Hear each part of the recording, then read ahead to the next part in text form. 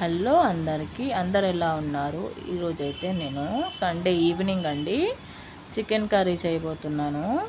ఎవరైనా మన ఛానల్ని ఫస్ట్ టైం చూసుకున్నట్లయితే ప్లీజ్ లైక్ చేయండి, షేర్ చేయండి, సబ్స్క్రైబ్ చేయండి, అలాగే ఒక కామెంట్ కూడా చేయండి.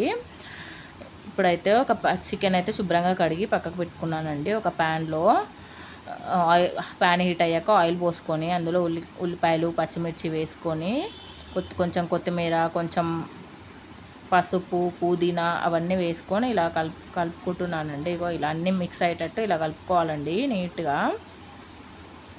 ఇప్పుడు కొంచెం అందులో చికెన్ కొంచెం అల్లం వెల్లుల్లి పేస్ట్ వేసి అది కూడా వేగాక ఇప్పుడు కడిగి శుభ్రంగా పెట్టుకున్న చికెన్ కూడా యాడ్ చేసుకోవాలండి.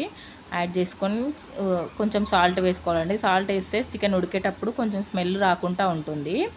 ఇలా సాల్ట్ కూడా వేసుకోవాలి ఉడికేటప్పుడు. కొంచెం అది మూత పెట్టుకొని కాసేపు మగ్గాక కొంచెం టమాటా వేసుకొని కాసేపు మూత పెట్టుకోవాలండి. ఈలోపు నేను చపాతీ కూడా చేసేసుకుంటున్నాను.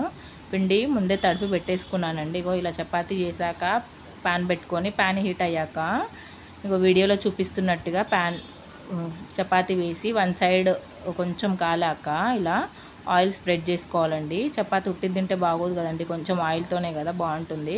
ఇలా ఆయిల్ స్ప్రెడ్ చేసుకోవాలి.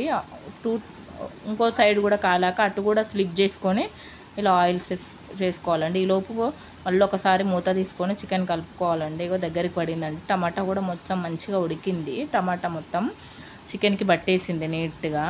ఇప్పుడు కొంచెం మీకు సరిపడినంత మీ క్వాంటిటీని బట్టి కారం వేసుకోండి. నేను ఇక్కడ 2.5 స్పూన్ వేస్తున్నాను.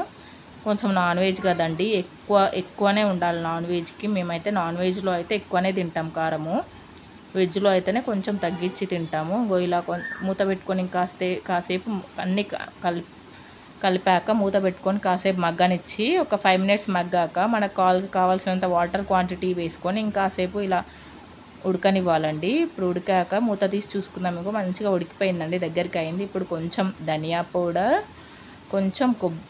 కొంచెం ధనియా పౌడర్ వేసుకోవాలండి. 1.5 స్పూన్ మీకు టేస్ట్కి తగ్గట్టు వేసుకోండి.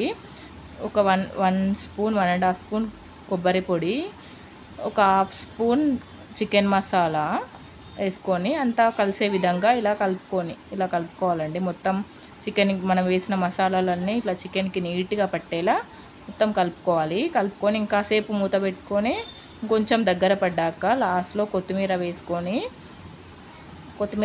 కాసేపు మగ్గనివ్వాలండి. కొత్తిమీర వేసుకున్నాక ఇంకొంచెం సేపు క్యాప్ పెట్టుకొని ఇంకొక 2 మినిట్స్ మగ్గిందనుకో ఇగో డిలీషియస్ చికెన్ కర్రీ రెడీ. ఈరోజు మీ ఇంట్లో ఏం చేశారో కామెంట్ సెక్షన్లో కామెంట్ చేయండి ప్లీజ్ అండి. నా ఛానల్ ఎవరైనా చూస్తే లైక్ చేయండి, షేర్ చేయండి, సబ్స్క్రైబ్ చేయండి.